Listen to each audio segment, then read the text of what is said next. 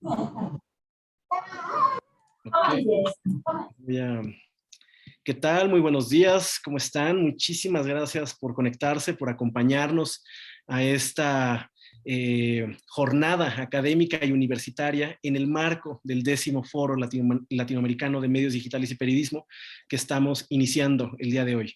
Hoy es lunes 18 de octubre y nos acompañan desde España Ramón Salaverría, uno de los principales expertos sobre medios digitales y periodismo digital a nivel global.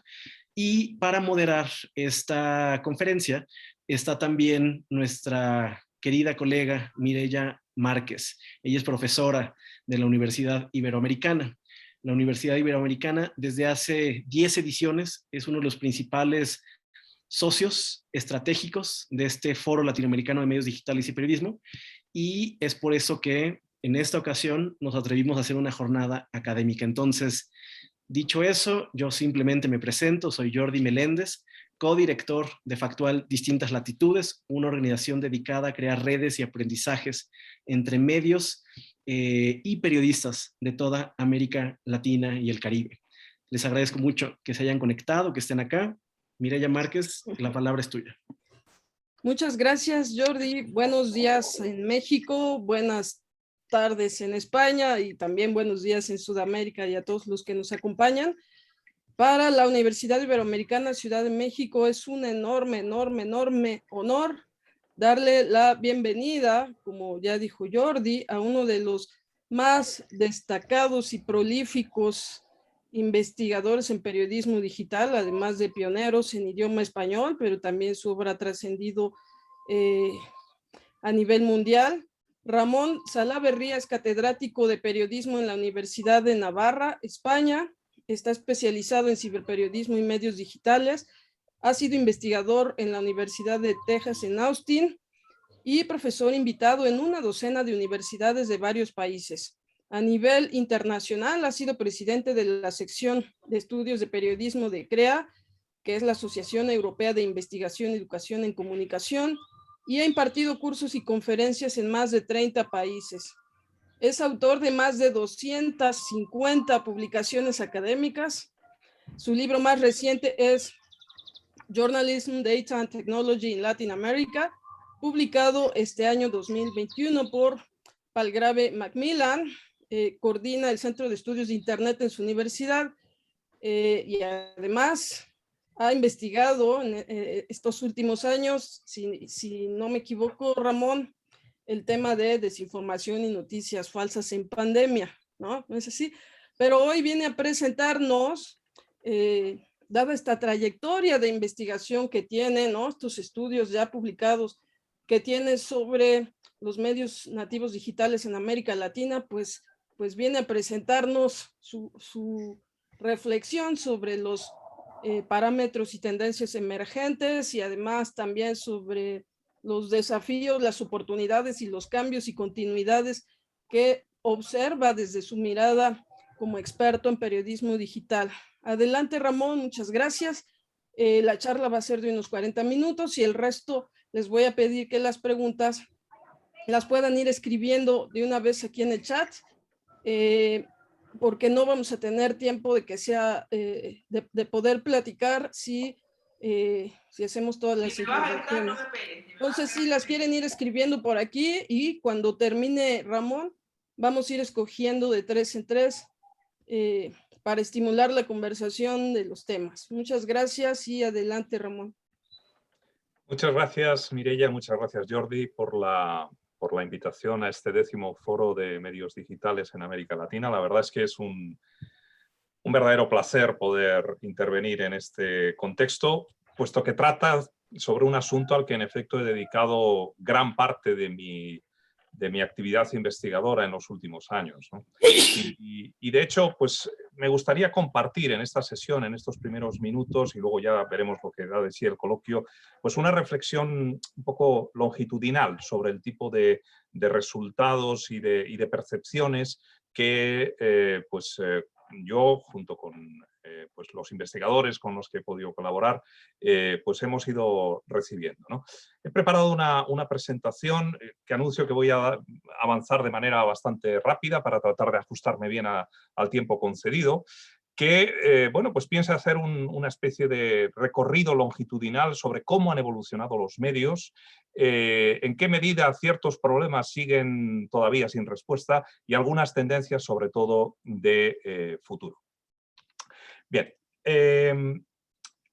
como recordaban ahora mismo en la presentación, efectivamente, pues aparte de otro tipo de publicaciones, artículos, capítulos, singularmente pues hay dos libros en los que he trabajado profundamente sobre, podríamos decir, sobre el pasado y sobre el futuro de los medios digitales en América Latina. El libro que tienen a la izquierda, el de 2016, Ciberperiodismo en Iberoamérica, escrito en español y libremente descargable a través de la red. Este es un libro que está disponible en Open Access, basta con poner el título, encontrarán fácilmente el PDF si desean descargarlo, y analiza la evolución de los medios digitales desde una perspectiva histórica en todos y cada uno de los países de Iberoamérica. Y el segundo libro, pues de reciente publicación, de hace apenas un par de meses, como decía, pues trata más bien sobre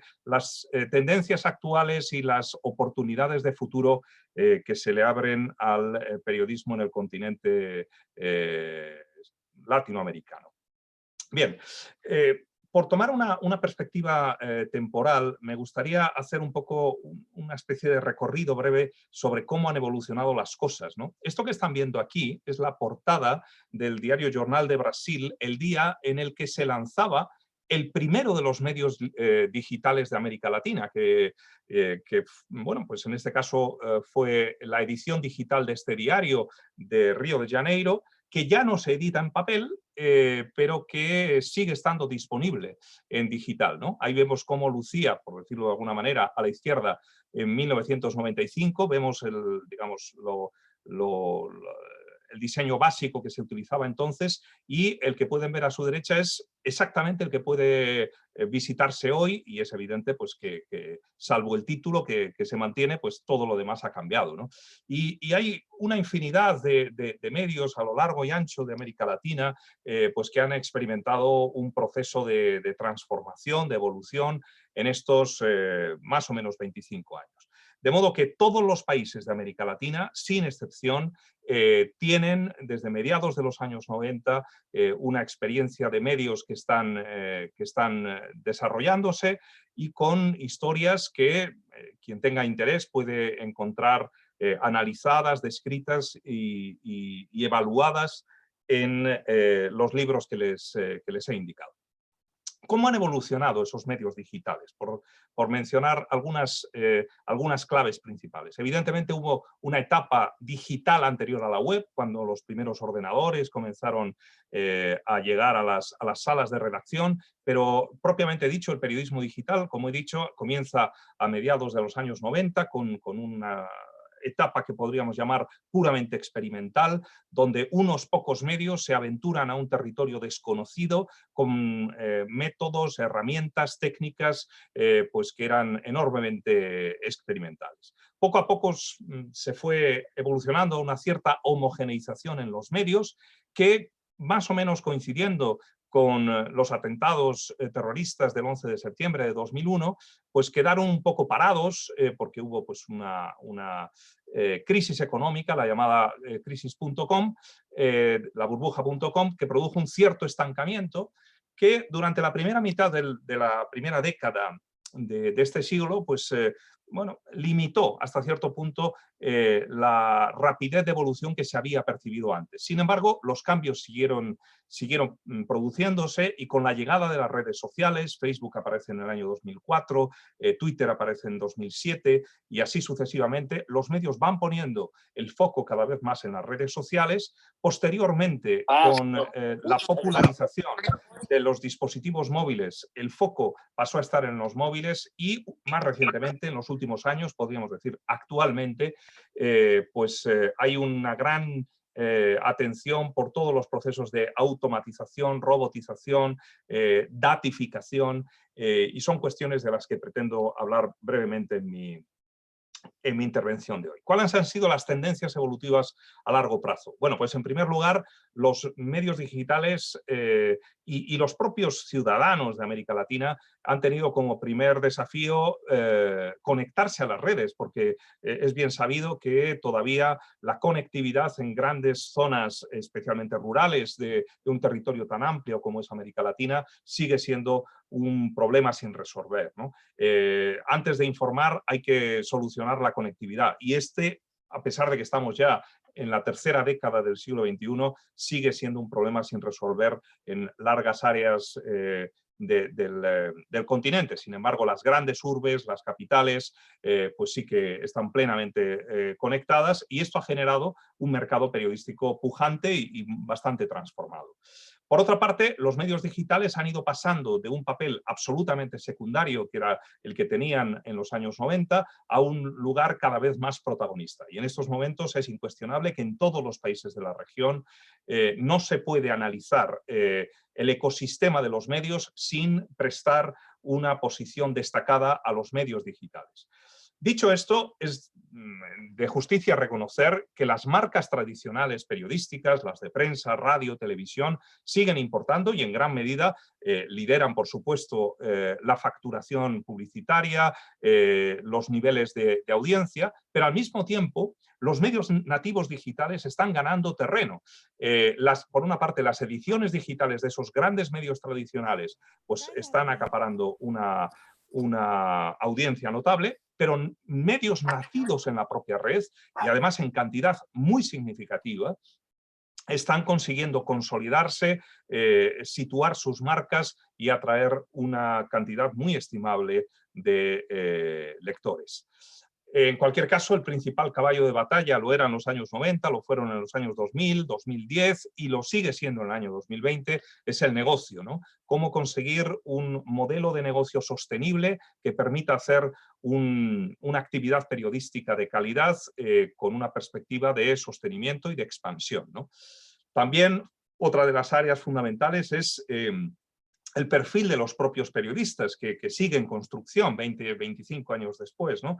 Evidentemente hemos pasado de un nivel muy rudimentario, que era el que se tenía pues, prácticamente hasta el año 2010, en el que pues, nos encontrábamos con periodistas absolutamente polivalentes, que tan pronto hacían tareas editoriales como se dedicaban a cuestiones de tipo publicitario e incluso pues, tenían responsabilidades tecnológicas en ocasiones, pues cada vez más en las redacciones se va dando una segmentación más amplia de los perfiles profesionales, y esto está dando lugar a una consolidación profesional de los periodistas. Y por mencionar una última cuestión que no es menor en el continente latinoamericano, es señalar que los medios digitales son en el fondo un espacio para la libertad de información, para la libertad de prensa. En no pocos países de América Latina la libertad de información sigue siendo amenazada, a veces por los gobiernos, a veces por las guerrillas, en otras ocasiones por el narcotráfico. Hay circunstancias muy diversas que pues, presionan sobre la libertad de los periodistas y de la información. Y en ese sentido, Internet se ha convertido en un espacio de libertad, en un espacio donde cosas que difícilmente serían imaginables en la prensa impresa, en la radio y en la televisión, pues los periodistas se aventuran a hacer en el territorio digital. En cuanto a la actualidad, podemos detectar algunos fenómenos que yo creo que son bastante interesantes. Por una parte, el hecho de que, por ejemplo, la ciudadanía está abrazando el dispositivo móvil sin haber pasado antes por el computador. Esto me parece un fenómeno muy interesante y muy particular de América Latina, ¿no?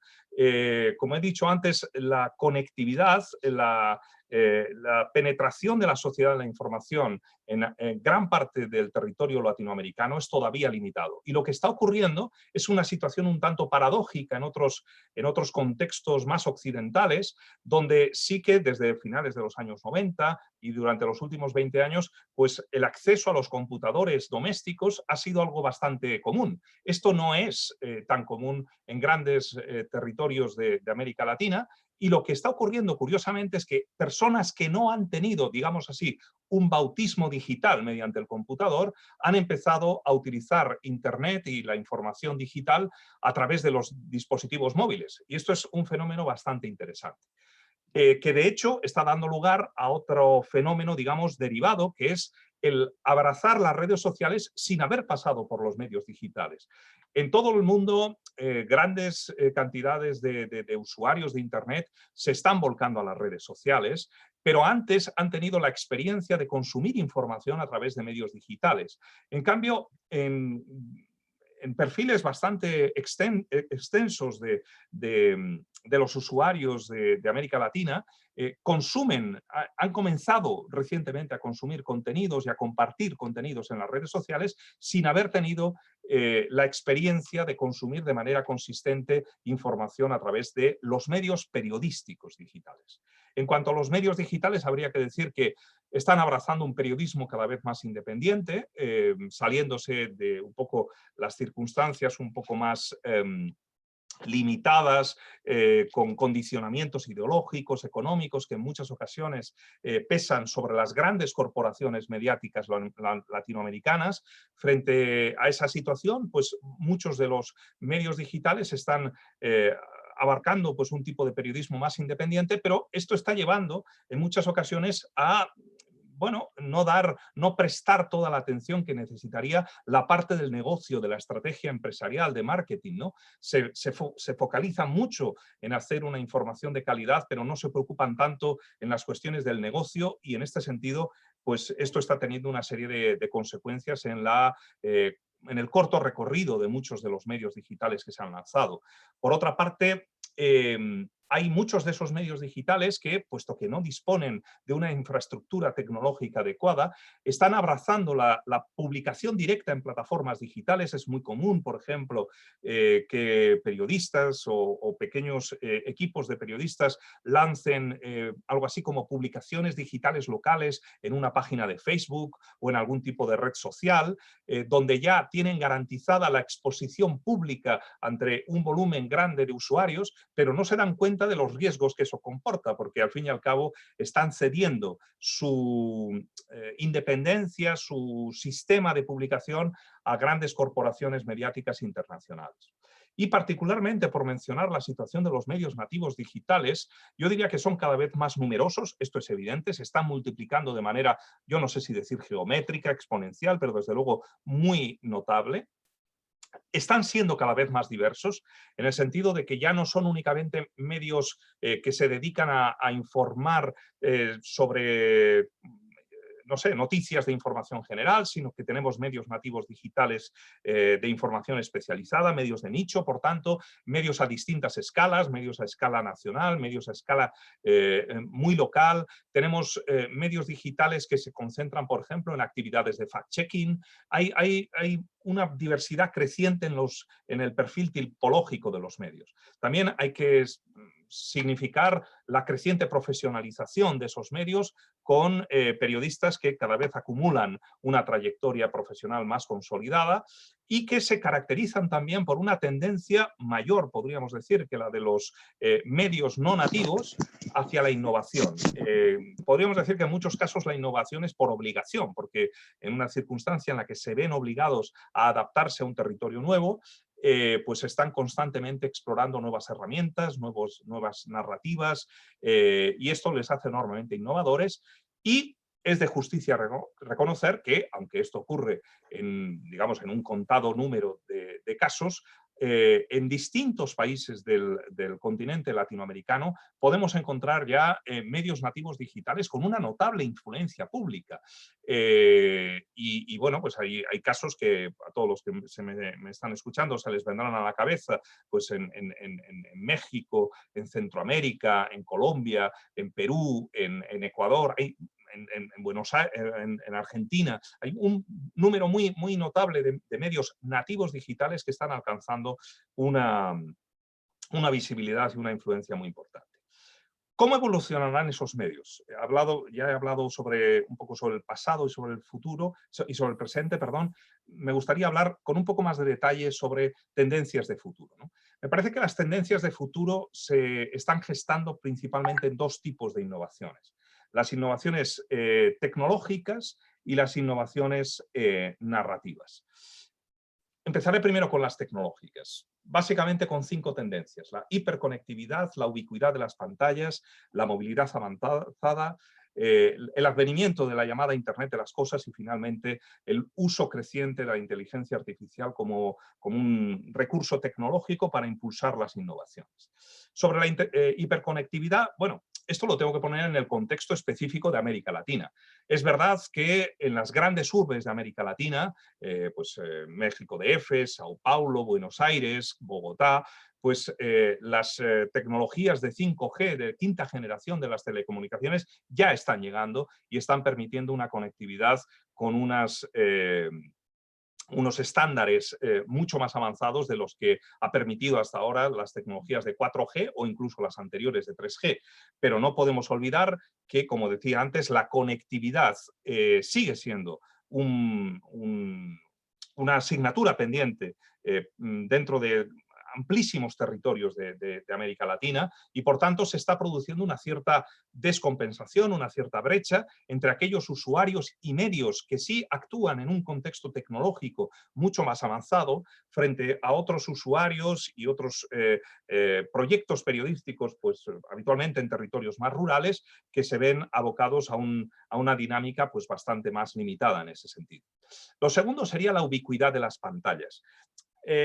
Teniendo presente lo que acabo de decir, es cierto que pues las pantallas se están convirtiendo en un elemento ubicuo que nos acompaña prácticamente en cualquier lugar. Es algo así como el aire que respiramos, es algo que tenemos prácticamente al alcance de nuestra mano en todo momento y lugar, ¿no? Y esto es algo que en el futuro, lejos de verse, digamos, estancado, va a verse todavía más incrementado, porque tendremos pantallas en cualquier lugar de nuestro entorno profesional, educativo, sanitario, comercial y, por supuesto, también en los medios de transporte públicos y privados. Y desde ese punto de vista, la exposición potencial al menos a contenidos digitales en múltiples pantallas se va a multiplicar, abriendo, por tanto, la oportunidad a nuevos desarrollos periodísticos. En tercer lugar está la movilidad avanzada.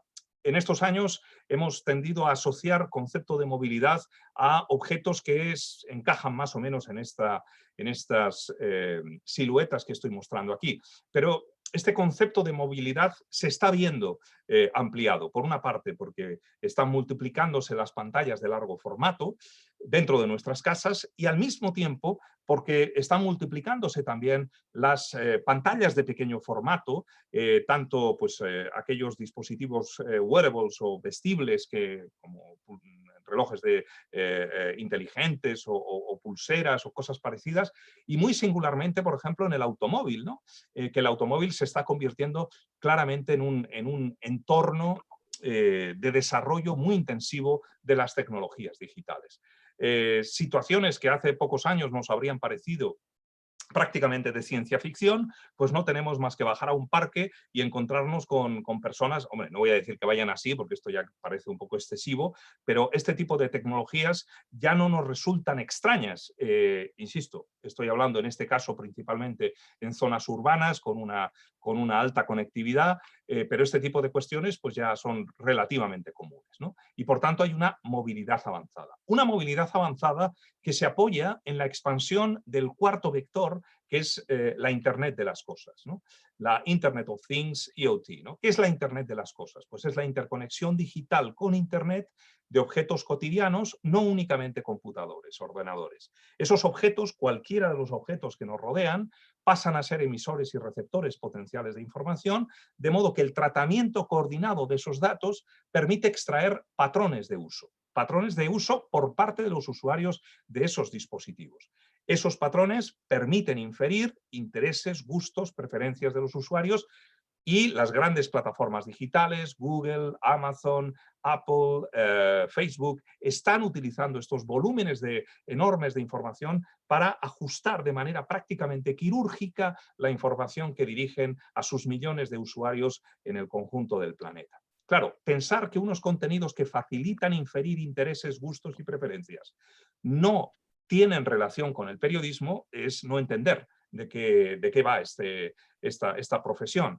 Y me temo que al menos hasta el momento los medios periodísticos, no únicamente los nativos digitales, sino incluso las grandes corporaciones mediáticas, no han entendido bien el potencial disruptivo que tienen estas tecnologías en su negocio.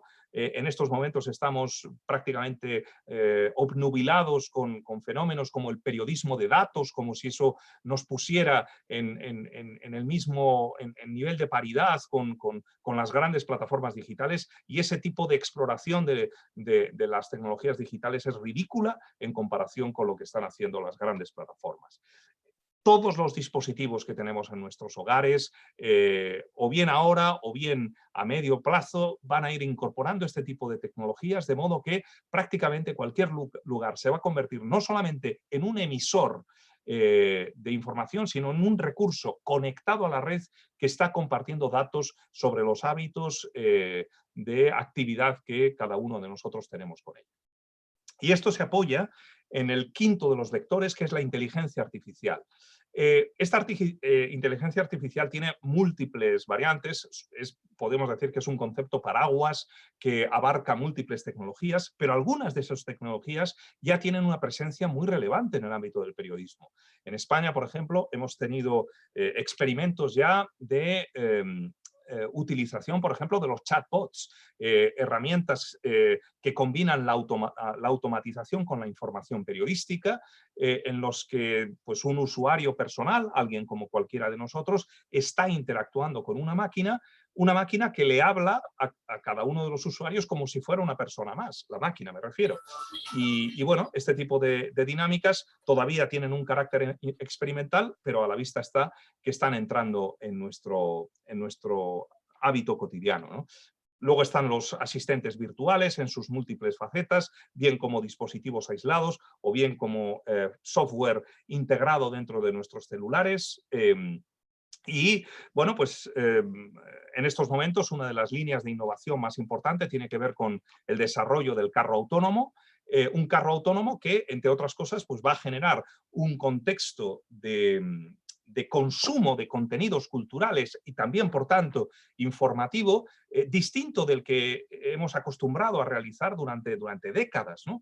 Y ya en su momento, por ejemplo, la llegada del transistor radiofónico supuso un cambio completo para el medio radiofónico. Cuando una radio pudo colocarse dentro de un carro, cambió toda la parrilla de programación, el lenguaje radiofónico evolucionó. Pues yo pienso también que con la llegada de este tipo de tecnologías, del carro autónomo particularmente, se van a generar oportunidades que todavía ni podemos sospechar para la creación de productos y lenguajes informativos en ese tipo de contextos.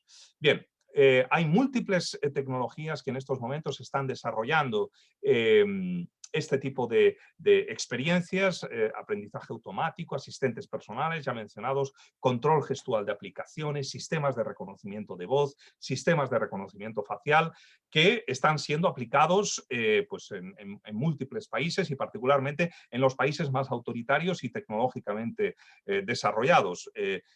No pensemos que esto únicamente esconde bienaventuranzas o futuros que todos deberíamos desear. También esconde no pocos peligros. No tenemos más que mirar a lo que está ocurriendo en China, donde los ciudadanos chinos están siendo controlados por el gobierno a través de sistemas de inteligencia artificial y de reconocimiento facial, al punto de que, con motivo de las protestas, por ejemplo, que tuvieron lugar en Hong Kong en el año 2019, como muestro en ese tuit, pues los protestantes, perdón, las personas que estaban protestando, que es distinto,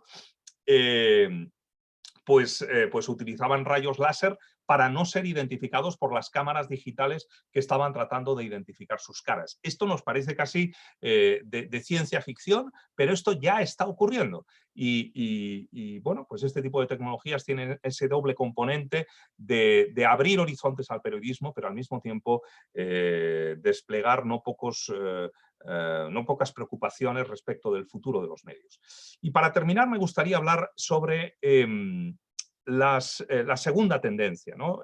La segunda área de tendencias, que son las innovaciones de tipo narrativo. En este caso voy a mencionar básicamente 4 tendencias principales: la datificación, la multisensorialidad, las narrativas inmersivas y finalmente la robotización. Bien, sobre la datificación ya he mencionado algo. Me parece que el contexto de la pandemia que todos, desgraciadamente, y cuando digo todos me refiero a todo el planeta, desgraciadamente hemos sufrido en los últimos casi 2 años ya, pues ha producido un impulso a esta vertiente del periodismo. Y ahora medios que hace un par de años no hubieran imaginado que estarían utilizando de manera intensiva las narrativas de datos para expresar, por ejemplo, la evolución de la pandemia, la incidencia acumulada, este tipo de conceptos que se nos han hecho tan tristemente familiares en estos últimos meses. Bueno, pues la utilización de estas tecnologías se ha democratizado, ya no únicamente está al alcance de las grandes marcas periodísticas internacionales, sino que prácticamente cualquier medio por reducido alcance que tenga, pues ha podido acceder a estas tecnologías que se han democratizado, insisto. Lo segundo sería la tendencia a la multisensorialidad. Claro, aquí hay que poner las cosas de nuevo un poco en contexto temporal, ¿no? Durante los años 90, durante los primeros años 2000, hablábamos insistentemente sobre las narrativas multimedia. Yo creo que ha llegado el momento de dar un paso más allá y empezar a hablar de las narrativas multisensoriales, porque frente a los elementos que componían anteriormente el lenguaje multimedia, el texto, la fotografía, los gráficos, iconos, ilustración, vídeo, animación digital, discurso oral, música y efectos sonoros, incluso recientemente también la posibilidad de incorporar impulsos vibratorios. Bueno, pues ahora se anticipa la posibilidad de incorporar otro tipo de percepciones sensoriales que apuntan al tacto, al olfato y al gusto, como elementos que permiten incorporar temperatura, tridimensionalidad, forma, aromas, sabores digitalizados. Por lo tanto, nos encaminamos hacia un tipo de narrativas que van más allá de la multimedialidad que hemos conocido en los últimos años. En tercer lugar, estarían las llamadas narrativas inmersivas, un territorio donde, por cierto, yo creo que América Latina, muchos medios, particularmente nativos digitales, pues han experimentado bastante, ¿no? No hay más que echar un vistazo, por ejemplo, pues a los trabajos presentados en los últimos años, a los premios Gabriel García Márquez, probablemente los de mayor reputación en el continente, en el ámbito periodístico me refiero. Y ahí vemos unos cuantos ejemplos de proyectos periodísticos que se basan en narrativas inmersivas. Narrativas que recurren a la realidad virtual, a la realidad aumentada, a tecnologías que hace pues, poquito tiempo eran prácticamente patrimonio exclusivo de las grandes marcas. Esto que estoy mostrando en esta pantalla corresponde al primer proyecto de narrativa con realidad virtual publicado por el New York Times, y esto ocurrió en noviembre de 2015, y este fue el primer medio del mundo. Esto que están viendo aquí es el primer proyecto de realidad virtual que publicó un medio en el mundo. Y desde entonces para ahora, pues podríamos decir en apenas 5 o 6 años, no voy a decir que cualquier medio esté haciendo narrativas de realidad virtual, pero vídeos y contenidos de 360 grados, fotografías esféricas, este tipo de narrativas se han convertido en relativamente habituales. Y por terminar ya, me gustaría mencionar una tendencia que tiene evidentemente un componente altamente tecnológico también, que es la de la robotización. Miren, esta es una noticia publicada pues hace un tiempo por una agencia norteamericana, la principal agencia norteamericana, Associated Press. Quiero que la vean, que la miren y que vean si hay algo que les llama la atención. Lo primero que diría es que es una noticia pues, repleta de datos. No tiene apariencia de que esta noticia pues tenga, digamos, mucho espíritu, ¿no? Y tampoco parece que pueda ser una candidata firme a un premio Pulitzer, por ejemplo, pero me gustaría destacar esto que aparece aquí abajo, ¿no? This story was generated by Automated Insights using data from Sachs Investment Research. Lo que estamos viendo aquí, esta noticia no la ha escrito nadie. Esta noticia ha sido generada mediante un sistema algorítmico, un sistema que por una parte ha traído los datos de una fuente, que en este caso es esta que estamos viendo aquí, Sachs Investment Research, y ha combinado esos datos, estas cifras que vemos aquí, las ha combinado en un entorno expresivo, lingüístico, en una modalidad o en una variante de la inteligencia artificial llamado el procesamiento del lenguaje natural, que permite producir este tipo de textos. Y no es tan difícil, no es tan difícil, o sea, es tan sencillo, podríamos decir, como tener una expresión léxica donde se van integrando los datos y si, por ejemplo, los datos son positivos, pues la alternativa es reportar ganancias y si los datos son negativos, es menor que 0, pues la alternativa tiene que ser la contraria, es decir, reportar pérdidas. Y en el fondo es aplicar un sistema lógico, ¿no? a la expresión, que es el que pues, muchos periodistas pues un tanto funcionariales están acostumbrados a hacer mediante simples pirámides invertidas, ¿no? Yo en ese sentido me parece que estamos experimentando, y voy terminando ya, una evolución en cómo se está generando la información, ¿no? Hemos visto cómo desde los años 90 hasta la actualidad pues, ha habido evidentemente un papel protagonista de los periodistas en la creación de la información, de la materia prima informativa. El perfil de esos periodistas ha ido evolucionando. Al principio, puesto que no había medios digitales, todos los periodistas eran no digitales y ahora cada vez más los periodistas digitales están asumiendo un papel más protagonista en el trabajo periodístico. Pero hay otros fenómenos que tal vez se nos han pasado por alto y que me gustaría subrayar y son muy importantes para entender cómo está transformándose el periodismo. Ya desde mediados de la primera década de este siglo XXI, con la llegada de las redes sociales a las que me refería antes, se produjo la publicación de contenidos por parte de los usuarios. Eso que dio en llamarse al principio el periodismo ciudadano, etiqueta que ya no es tan popular como lo fue hace 10 o 15 años, y que ha sido sustituida por el user-generated content, que es lo que se suele utilizar, los contenidos generados por usuarios, o más simplemente, de manera más común, los medios sociales, ¿no? Un territorio donde los usuarios contribuyen con contenidos que en muchos casos alcanzan visibilidad en los medios cuando tienen relevancia informativa. Y ese volumen de información generado por los usuarios en las redes sociales se ha ido multiplicando en los últimos años. Pero ahora, y cuando digo ahora es en estos ultimísimos años, se está produciendo un fenómeno que probablemente todavía ha pasado un tanto inadvertido, pero al que deberíamos prestar mucha más atención. Y es la aparición, como acabo de mencionar, de los robots, de los sistemas algorítmicos como productores automatizados de contenidos. Me consta que esto en grandes territorios todavía es visto como algo muy lejano, como algo que solo va a ocurrir, pues no sé, pues en Tokio o en Nueva York, pero les puedo garantizar que estas tecnologías, como ha ocurrido con muchas otras tecnologías que se han convertido en cotidianas en nuestras vidas, tienen una capacidad de permear nuestro terreno, nuestro trabajo, de manera muy rápida. De modo que mi impresión es que para los próximos años el escenario que podemos tener en la creación de contenidos puede ser una especie de combinación, un mix de contenidos elaborados por profesionales de la información, combinados con contenidos creados por usuarios y por un volumen que yo creo que va a ser el mayor de todos, generados automáticamente por parte de sistemas algorítmicos y de robots.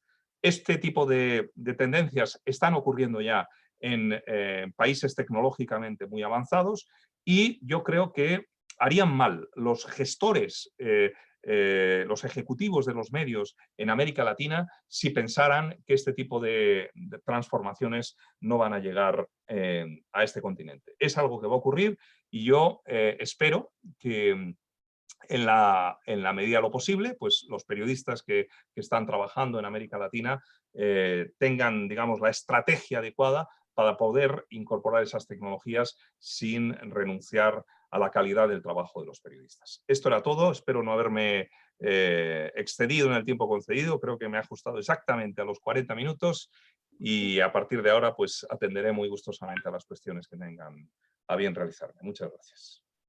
Muchísimas gracias, Ramón Salaverría de la Universidad de Navarra, destacado investigador de periodismo digital en Iberoamérica, idioma castellano y también en el mundo. Para pasar a las preguntas que ya tenemos en el chat, digamos, no quisiera acaparar, pero sí me gustaría hacerte una pregunta, sobre todo por las condiciones de periodismo que siguen prevaleciendo en nuestra región. Y es que hemos hablado de la innovación en términos, como bien lo dijiste, tanto de tecnología como de narratividad, ¿no? De tecnología y narrativas. Pero, digamos, ¿cuál ha sido el lado oscuro con el que te has encontrado en la adopción de estas innovaciones? Porque periodismo digital también es clickbait, también son noticias, bueno, que estudias tú el fenómeno, ¿no? Noticias pseudofalsas y también incluso impulsados desde las propias lógicas productivas de las redacciones, uno podría argumentar que el contexto y la profundidad se sacrifica en pos de la inmediatez y las propias lógicas de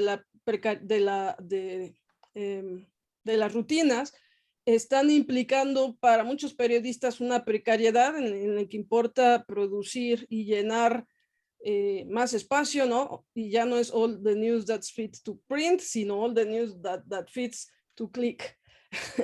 Entonces, estas innovaciones de las que hablas efectivamente son las que ganan los premios, pero tengo la sensación que son la excepción y no la regla. ¿Y por qué sería aquello, Ramón, antes de pasar con las preguntas del chat?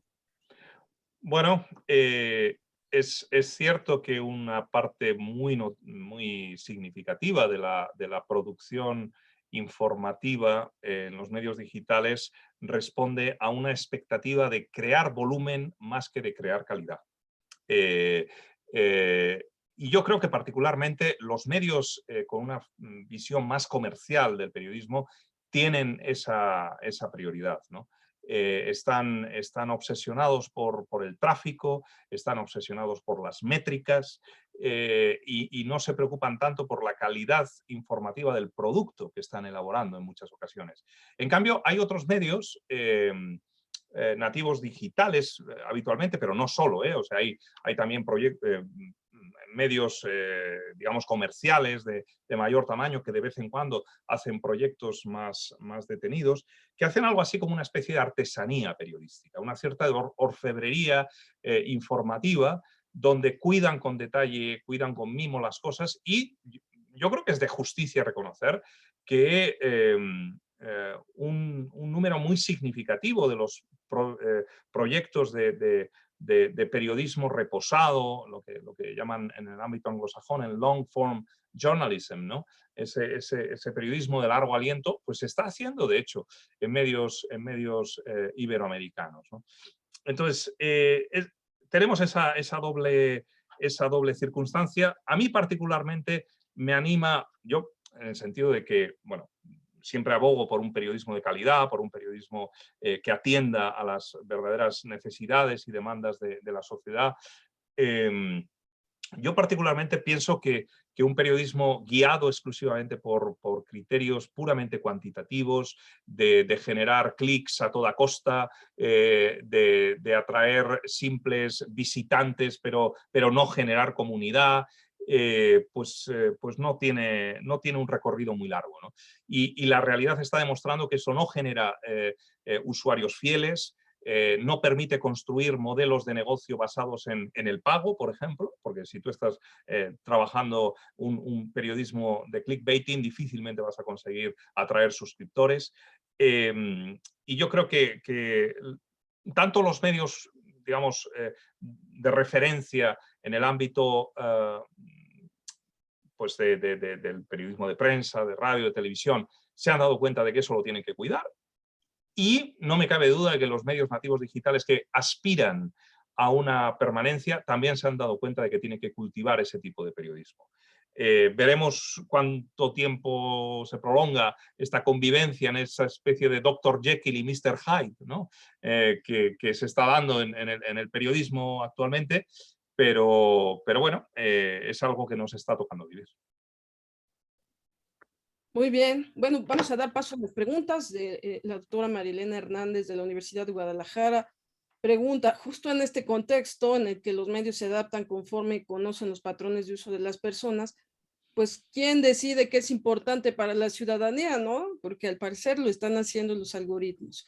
La segunda pregunta de Gerardo Albarrán es si todo este escenario sobre los futuros en todo este escenario sobre futuros del periodismo, ¿qué potencial tiene para desarrollar medios digitales contrahegemónicos?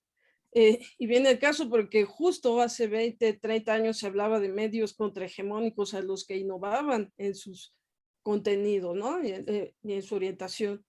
Eh, Karina López, periodista, no, estudiante de maestría del CEU de Madrid y Neutral. Si la inteligencia artificial o cómo puede la inteligencia artificial ayudar a solucionar el problema de la desinformación. Y esto se liga a una última pregunta sobre cómo hacer frente al fenómeno de la infoxicación, ¿no? Especialmente en sociedades como las nuestras, donde pues prevalece un alto nivel de polarización política y además muy, muy beligerante el discurso en las redes. Si quieres esas 4 y luego vamos con otros Muy bien, 4. Sí. he tomado nota. Respecto de la primera pregunta, ¿quién decide qué es importante? Me parece una cuestión esencial. Me parece que es una cuestión esencial. Porque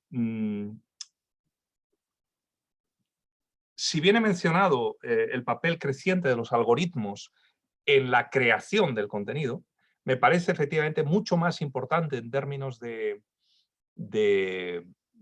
impacto en la sociedad el papel creciente de los algoritmos en la jerarquización de la información.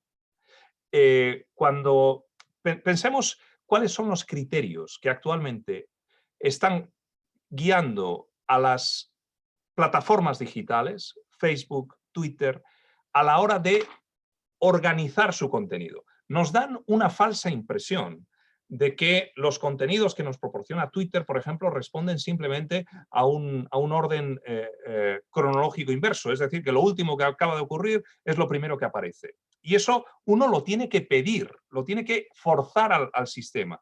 Pero Twitter, por su propia estructura, lo que nos está haciendo es seleccionar una serie de tweets que, conforme a una serie de criterios algorítmicos, considera que va a generar una mayor interacción por parte del usuario, lo que ellos llaman el engagement en el ámbito anglosajón, esa adicción en el consumo.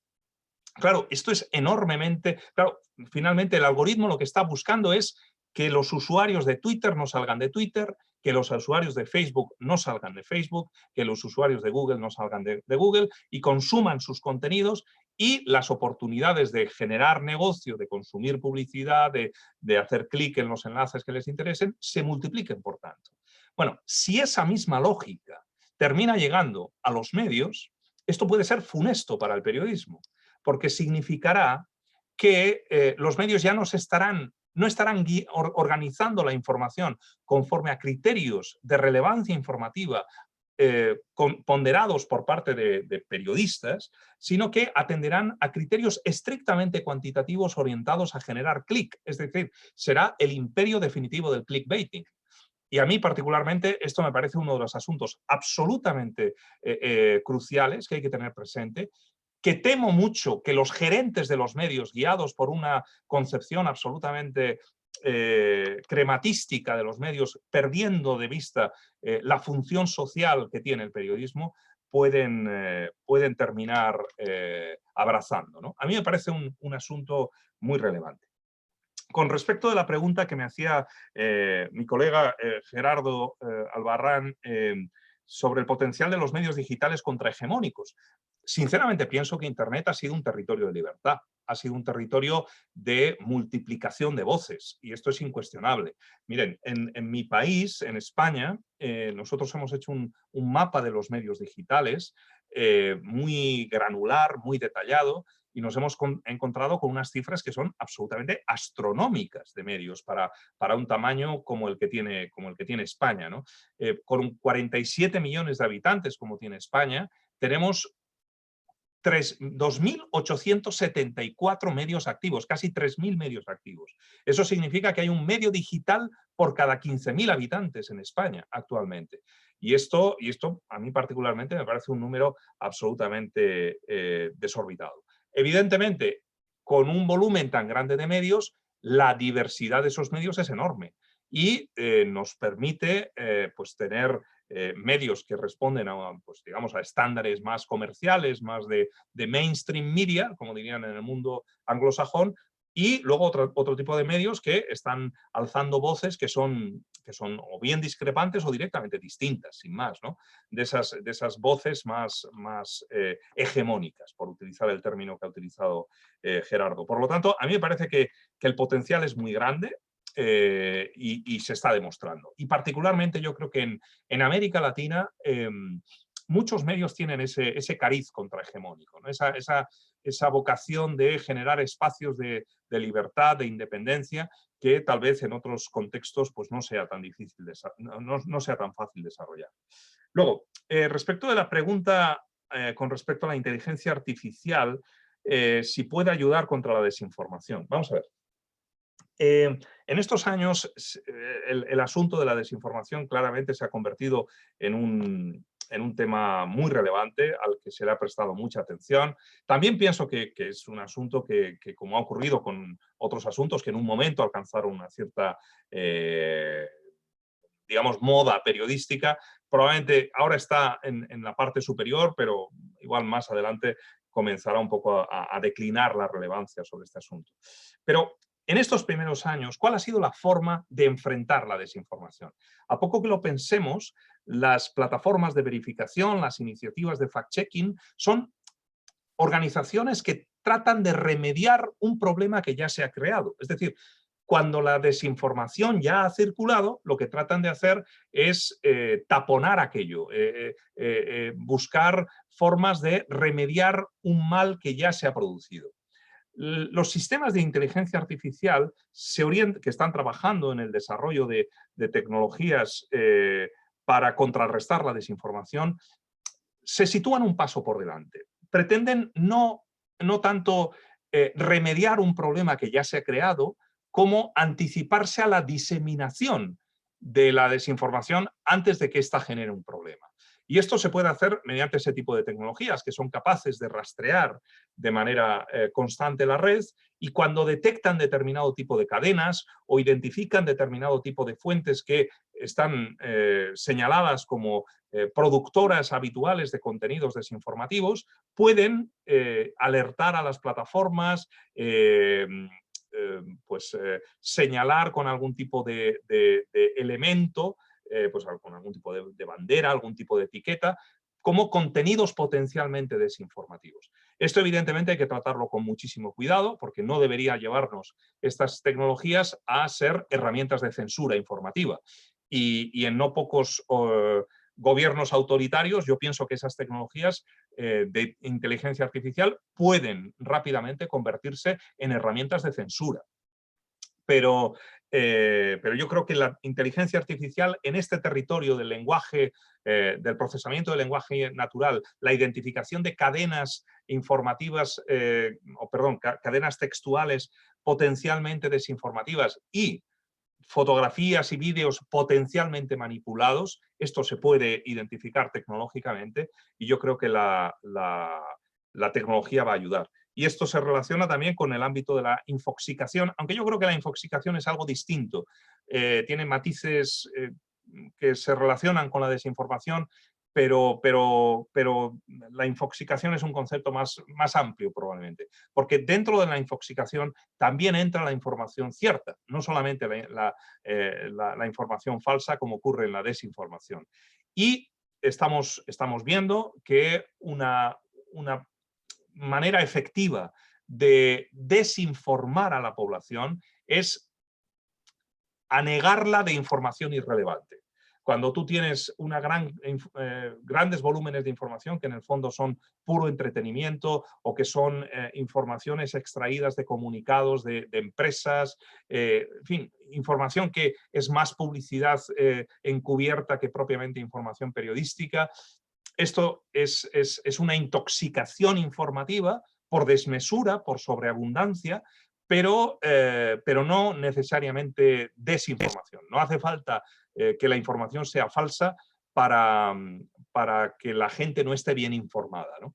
Y yo creo que en ese sentido, pues también deberíamos ser un poco críticos los propios periodistas para no caer en esta superabundancia de contenidos incesantes, este culto por la información de último minuto, que es lo que preside nuestro trabajo en muchas ocasiones, y pensar, por el contrario, que nuestro objetivo es hacer ganar tiempo a nuestros lectores, al público, y contarle la información relevante en un océano de información irrelevante. Muchas gracias. Voy a intentar juntar las preguntas que tienen que ver. Hay, por un lado, una inquietud sobre si los periodistas de a pie, en este contexto de inteligencia artificial, tienen chance de sobrevivir, y otra, justo sobre cómo entonces podremos definir a periodistas digitales y no digitales, si no será un poco ya redundante esa distinción. La siguiente que nos hace Jesús Torres Briones desde Chiapas es si los periodistas que han migrado a mantener sus medios unipersonales van a lograr sobrevivir a mediano plazo ante el resto de medios digitales. Y de Ángel Hugues, que también tiene que ver con la persona, sujeto periodista, nos pregunta si los periodistas, que los periodistas se adapten al entorno digital sin pensar en el negocio, implica que ven más al periodismo como una pasión o actividad satisfactoria que como un trabajo remunerado o medio de sustento. Esto es importante porque los proyectos digitales premiados tienen sobre todo pues mucha pasión, mucha iniciativa por parte de periodistas, pero no necesariamente a veces estos proyectos son remunerados, ¿no? Ni le suponen a los periodistas a veces una supervivencia, sino más bien este otro periodismo de que hablas, Ramón. Bueno, junté esas que tienen que ver con periodista, sujeto periodista. Muy bien, con respecto a la primera pregunta, ¿cómo pueden enfrentar los periodistas de a pie la inteligencia artificial? Yo suelo decir a mis alumnos una frase que he repetido en varias ocasiones y que bueno, me parece que no me queda más remedio que repetirla hoy. Y es que lo preocupante no es que los robots escriban como periodistas, sino que los periodistas escriban como robots. Y mucho me temo que muchos periodistas pues están un poco relajados.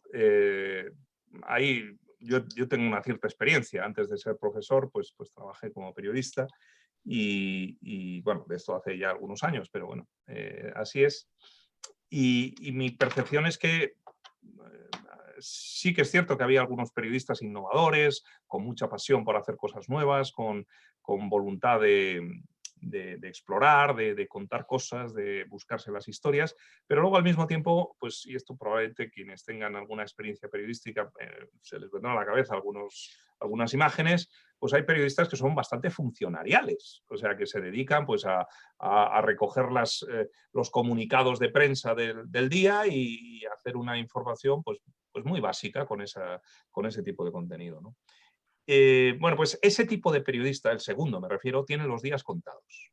Porque ese tipo de información básica lo van a poder hacer las máquinas por sí solos. ¿Qué es lo que no van a poder hacer las máquinas? Durante un tiempo todavía bastante largo, me parece, ¿eh? Yo no sé cuánto, pero bastante largo. Pues la observación personal, el contexto informativo bien trabajado, el análisis, las narrativas bien cuidadas, en fin, ese tipo de cosas, la mirada, la narración, las historias especiales, ese periodismo de primer nivel que siempre hemos añorado hacer, me gustaría poder hacer eso, pero no me queda más remedio que escribir la pirámide invertida que tengo que entregar, o las media docena de pirámides invertidas que tengo que entregar hoy a mi editor para llenar la página. Bueno, pues ese llenar la página ya lo va a hacer la máquina. Ya lo va a hacer la máquina. Lo que la máquina no va a poder hacer es lo otro.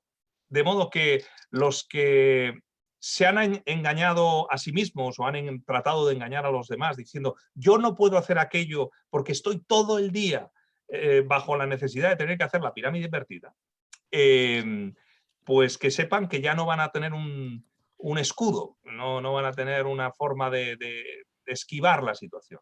Y me parece que el futuro de los periodistas de a pie, en ese sentido, en ese concepto que ha sido utilizado, el de periodista de a pie, es cultivar precisamente esas capacidades narrativas, esa capacidad de análisis que difícilmente las máquinas van a poder desarrollar por ahora. Luego, la pregunta sobre si la distinción entre periodistas digitales y no digitales sigue teniendo sentido. Yo creo que en estos momentos todo el periodismo es digital. No nos engañemos. No solamente el que se hace y se publica en Internet, sino el periodismo que se hace en televisión, el periodismo que se hace en la radio, incluso el periodismo que se hace en prensa impresa, es digital en una gran medida. ¿Por qué? Pues porque se utilizan tecnologías, fuentes, recursos digitales para su elaboración. Solo en el caso del periódico hay una última fase, que es la impresión en un soporte analógico, que es el papel, y su distribución física. Todos los pasos anteriores son digitales. Por lo tanto, yo creo que a estas alturas del siglo XXI, periodismo y periodismo digital son sinónimos, es una tautología. Y por tanto, hablar de periodistas digitales y periodistas no digitales, pues en cierta medida también es una tautología. Es cierto que hay algunos periodistas pues, que vienen de otra generación, que siguen haciendo un trabajo muy estimable y que bueno, pues no han tenido una alfabetización digital adecuada para manejarse adecuadamente con estas tecnologías actuales, que podemos catalogar todavía como periodistas no digitales, pero es algo que está llamado a ser no sé si superado, sino sustituido por lo que está ocurriendo. Porque hace 20 años no había tantos periodistas digitales como hay ahora y probablemente dentro de 20 años ya no quede ningún periodista que no sea digital, ¿no? A la tercera pregunta de si sobrevivirán los medios unipersonales. Pues la verdad es que no lo sé. Es una cuestión que habrá que analizar, pero sí que es verdad que particularmente en América Latina, yo me he encontrado, bueno, he tenido la oportunidad de visitar bastantes países y conocer bastantes culturas periodísticas y una de las notas más distintivas es precisamente en comunidades locales, en ciudades que a veces pueden tener unas cuantas decenas de miles de habitantes incluso, pues hay uno o dos periodistas que, bueno, pues han recurrido a una plataforma digital, en muchas ocasiones suele ser Facebook, en fin, como un entorno que les resuelve el problema tecnológico de publicación, y lo que hacen es, en esa plataforma, pues publicar sus informaciones, sus vídeos, hacer sus encuentros digitales, en fin, elaborar una especie de periodismo unipersonal. No sé cuál es el grado de sostenibilidad económica, pero es cierto que hay bastantes periodistas que se manejan en ese contexto y hasta ahora la cosa ha funcionado, pero también hay que tener presente lo que mencionaba antes, que cuando uno se pone en manos de la plataforma, uno imaginemos que está en manos de Facebook para poder divulgar su contenido, basta que Facebook cambie su sistema de jerarquización informativa, sus algoritmos, para que automáticamente la visibilidad que teníamos antes desaparezca. Y esto automáticamente nos echa por tierra nuestra visibilidad. Por lo tanto, es un modelo de negocio altamente arriesgado que está directamente en manos de lo que decida hacer la gran plataforma, ¿no? Y luego, sobre la última cuestión, sobre si tiene sentido, bueno, no si tiene sentido, cuál es la forma de enfocar ese periodismo como pasión, dejando un poco al margen o de una manera secundaria la cuestión del negocio. Yo pienso que esto es algo muy periodístico, no solamente en América Latina, sino en muchas latitudes, entender el periodismo como servicio, pero olvidarse de la faceta empresarial, del periodismo como negocio, ¿no? Nada hay de malo en ganar dinero o en hacer un medio rentable. Al revés, es enormemente conveniente que un medio sea rentable, precisamente para poder hacer una información de calidad, ¿no? Y me da la sensación de que muchos proyectos periodísticos son enormemente bien intencionados en sus aspiraciones periodísticas de servir a la sociedad, de rescatar del olvido asuntos que nadie está tratando, pero cuando se diseña mucho el contenido, pero se olvida mucho de la estrategia, ¿no? Por ejemplo, voy a poner un ejemplo que seguramente se les vendrá a la cabeza algún caso, ¿no? Medios que piensan mucho en el crowdfunding inicial, ¿no? En los donativos, en recabar apoyos iniciales para lanzar un proyecto, y está muy bien, pero tú no puedes pensar únicamente en el primer mes de un proyecto. Tú tienes que pensar en un proyecto que tenga un sostenimiento por lo menos no sé, de unos cuantos años, ¿no? Y una capacidad de crecimiento orgánico. Y eso no lo puedes hacer con un crowdfunding. Y si estás esperando que cumplido el primer mes de repente te empiecen a llegar las vías de financiamiento, pues estás muy equivocado. Cuando estás definiendo el primer mes, ya tienes que estar pensando en qué vas a hacer en el 12º mes, porque si no, no tienes un plan de lanzamiento adecuado. Y yo creo que hay muchos medios, no solamente en América Latina en este caso, muchos periodistas muy bien intencionados, como decía antes, pero que deberían apoyar un poco más, cimentar más la pata financiera, la pata empresarial, porque en muchas ocasiones los proyectos se vienen abajo precisamente por esta cuestión. Muchas gracias, Ramón. La otra batería de preguntas tiene que ver precisamente con el acceso a los recursos tecnológicos, y nos pregunta Jorge Carlos si este acceso a recursos tecnológicos para lograr esta innovación tecnológica como la inteligencia artificial o la realidad virtual va a aumentar la brecha entre los grandes medios y aquellos más pequeños o ayudará a cerrarla. Por otra parte, ¿cómo puede esta inteligencia artificial transformar o ayudar a transformar más la práctica del periodismo en estos lares? Otra pregunta que hace Iván Silva es que BBC Mundo está apostando por textos bastante largos porque se cree que hay hambre de eso, y si ese es el camino que hay que seguir, de la mano de otra de sus preguntas, que es si de verdad la audiencia demanda contenidos virales, es decir, si no cree que es un error pensar que a las audiencias solo nos gustan ese tipo de contenidos. Y finalmente, que si nos puede hacer una reflexión de qué viven las implicaciones del financiamiento a través de los grants o los organismos internacionales, ¿no? Que son en muchos sentidos los grandes financiadores del periodismo independiente en nuestra región.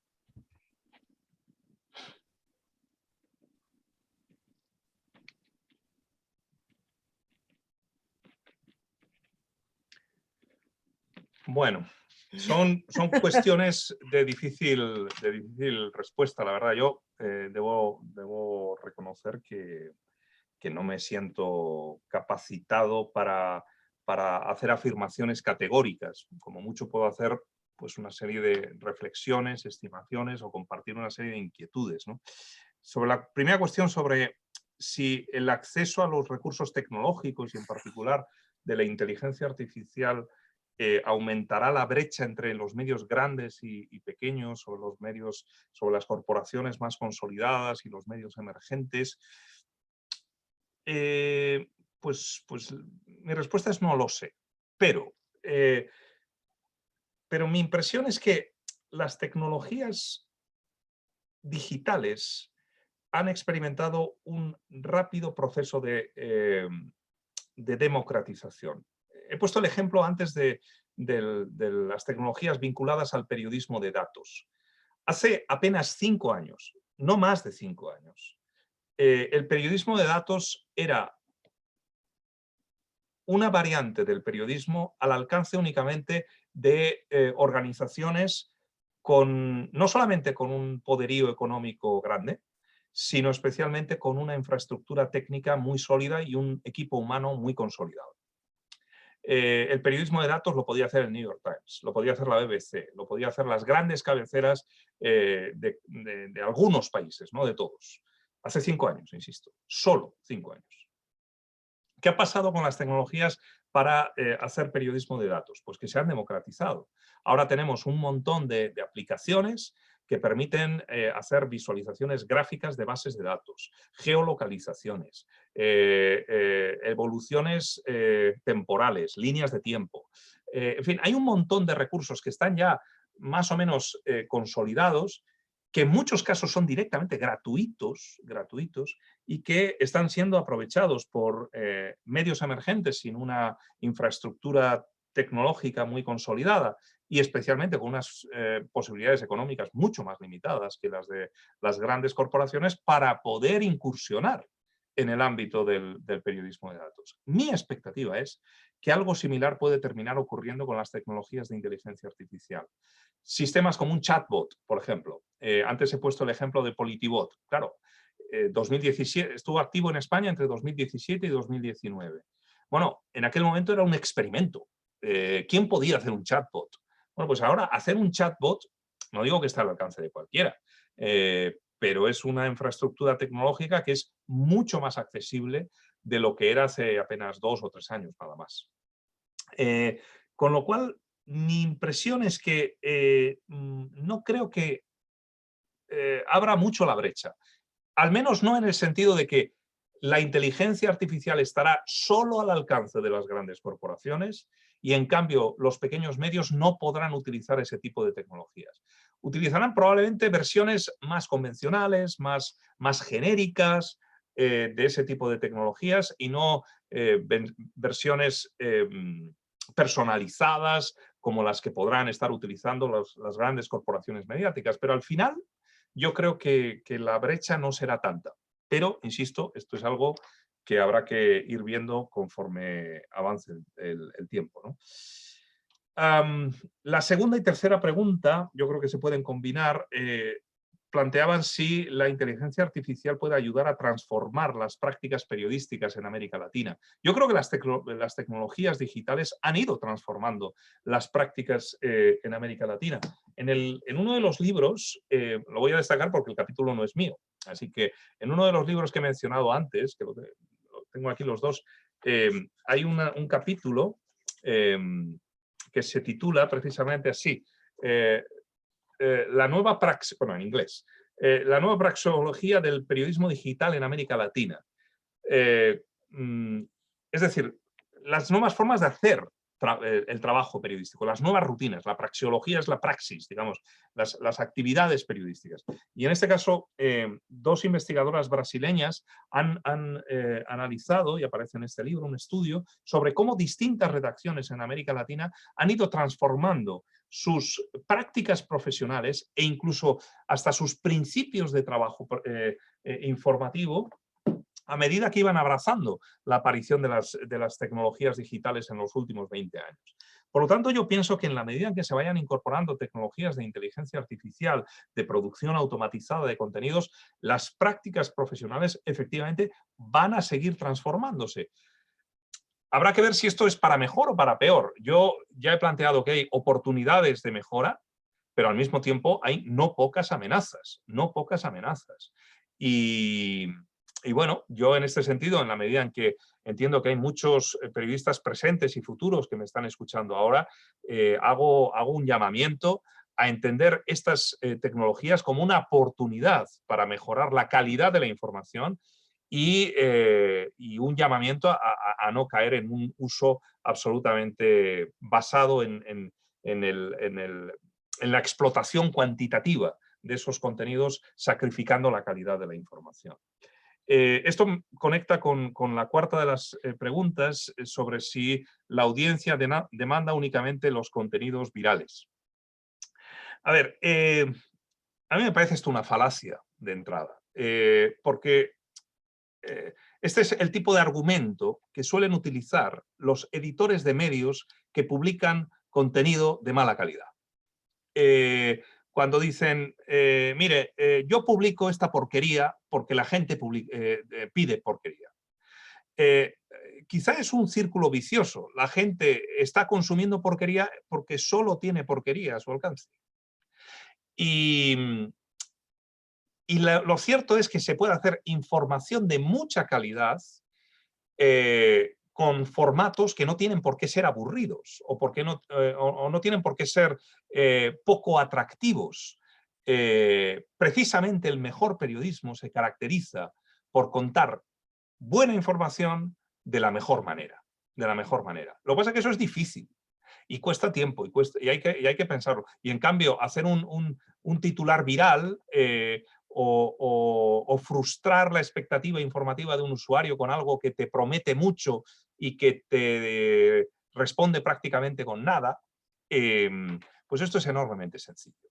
Y a mí particularmente pues es algo que me produce gran rechazo, y así como hace un instante pues estaba pues apelando pues a la responsabilidad de los colegas en América Latina para hacer un periodismo de calidad, de incorporar las tecnologías con responsabilidad, yo en este sentido también me animo a decir que esto es una visión absolutamente cortoplacista, de buscar el clic inmediato y no generar un público fiel, una comunidad de lectores, y de esa manera difícilmente se construyen proyectos sostenibles. Y luego, la última pregunta tenía que ver con las implicaciones éticas o profesionales que puede tener la recurrencia, el uso bastante extendido en el conjunto de América Latina de la financiación de proyectos periodísticos mediante pues grants, o podríamos decir, por utilizar la expresión española, subvenciones o subsidios por parte de grandes fundaciones internacionales, de grandes organismos internacionales. A ver, yo pienso que esto es conveniente, o podemos decir que es deseable que esté presente tal vez en los inicios de unos medios, pero los medios deberían aspirar a no depender de ese tipo de fuentes. Y sí que es verdad que muchos proyectos periodísticos en América Latina son altamente dependientes, no solamente para su lanzamiento inicial, sino para su sostenimiento en el tiempo en este tipo de fuentes de financiación externa, ¿no? Sería deseable que esos medios desarrollaran modelos que les permitieran actuar de manera autónoma, porque, bueno, sí que es verdad que esa financiación internacional les libra de los condicionamientos que en muchas ocasiones les plantea, las presiones que en muchas ocasiones les plantea actuar en contextos informativos y políticos muy complicados. Hay muchos países de América Latina donde lanzar un medio digital que contrarreste las voces hegemónicas es algo terriblemente complicado, no solamente desde el punto de vista económico, sino incluso desde el punto de vista de la propia seguridad de los periodistas que están desarrollando ese proyecto. Pero yo también desearía ir en contra. Yo creo que se está produciendo también, en buena medida, proyectos periodísticos que se van consolidando en América Latina, independientes, al margen de las ayudas internacionales. En ese sentido, ya quedándonos solo 3 minutos, una pregunta es, ¿cuáles son las salas de redacción que están mejor en términos de evolución? Si las de los medios tradicionales que se han adaptado a lo digital o la de los medios nativos digitales. Y otra pregunta es, ¿qué opinas de los medios pequeños e influyentes que tienen una visión política muy específica y que son transparentes en empujar una agenda política? Y ya para cerrar, ¿podemos seguir hablando de los newsbeats tradicionales en este ecosistema digital? ¿O cuáles serían ahora los campos de especialidad que avisoras en este escenario? Perdón En 2 minutos.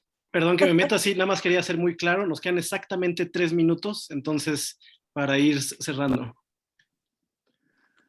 Muy bien, pues 1 minuto para cada respuesta. ¿Cuáles son las salas de redacción mejor adaptadas? Yo creo que no hay un criterio, no se puede decir los medios comerciales o de marcas legacy, como se habla en el mundo anglosajón, son mejores o peores que los medios nativos digitales. Yo creo que esto depende de los periodistas, no depende tanto de los medios. Y cuando uno reúne un buen grupo de periodistas en una redacción, sea esta legacy o nativa digital, con una altísima probabilidad van a poder desarrollar un proyecto periodístico muy sólido. En segundo lugar, sobre los medios que tienen una agenda ideológica muy marcada, ¿no? Bueno, pues en la medida en que sean transparentes, a mí me parece que esto es libertad de información, pero lo deseable sería que en un mercado informativo cualquier, o mejor dicho, todo tipo de expresiones ideológicas tuvieran cabida. Eso es la libertad.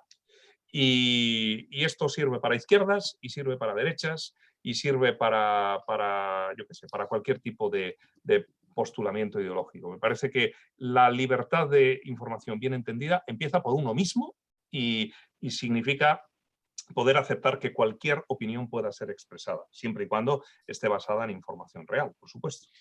Y con respecto de si los medios digitales están cambiando digamos, los asuntos informativos, es verdad, los medios digitales han transformado en parte el tipo de contenidos informativos. Ocurrió al principio muy singularmente con la aparición de la tecnología como tema, pero, por ejemplo, en el ámbito de los medios nativos digitales de América Latina, hay asuntos que tienen que ver con los derechos humanos, con los indígenas, con el medio ambiente, que eran prácticamente olvidados por los grandes medios y que han comenzado a formar parte de la agenda informativa de esos medios nativos digitales. Y yo pienso que esto es algo enormemente conveniente para la información.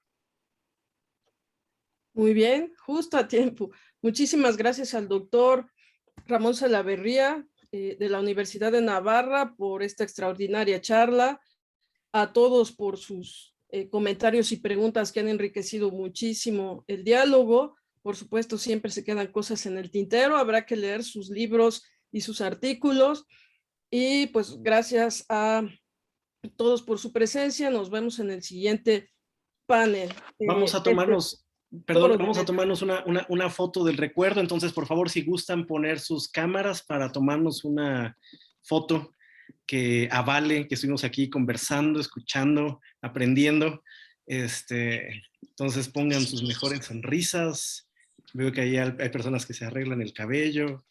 Está perfecto. Entonces, Melissa Moreno, si gustan salir, Hernán Hernández, Mariana Macario. Este es el momento, si gustan salir, prendan su cámara. Alejandra, Adri, Diego, Marta, Rebeca Ortega, si gustan salir, es ahora. Entonces, voy a tomar yo la foto a la cuenta de 3. Sonrían, mantengan la sonrisa. 1, 2, 3. Va una más, por favor. No dejen de sonreír. 1, 2, 3. Y la última, por favor, porque somos bastantes. Estoy muy contento que en su máximo momento llegamos a estar 81 personas conectadas. 1, 2, 3. Muchísimas gracias por acompañarnos. Les repito, mi nombre es Jordi Meléndez, soy codirector de Factual Distintas Latitudes y a lo largo de toda esta semana tenemos más de 50 actividades en el marco del 10º Foro Latinoamericano de Medios Digitales y Periodismo. Muchas gracias por estar acá. Muchísimas gracias, Mireya, por la moderación, por todo el apoyo de la Universidad Iberoamericana. Y Ramón, fantástico escucharte. Muchísimas gracias por compartir con nosotros tus ideas, reflexiones y aprendizajes a lo largo de esta trayectoria de 25 años alrededor del ecosistema de medios nativos digitales en Iberoamérica. Un gusto. Muchas gracias a todos. Hasta la próxima. Chao. Chao, chao. Chao.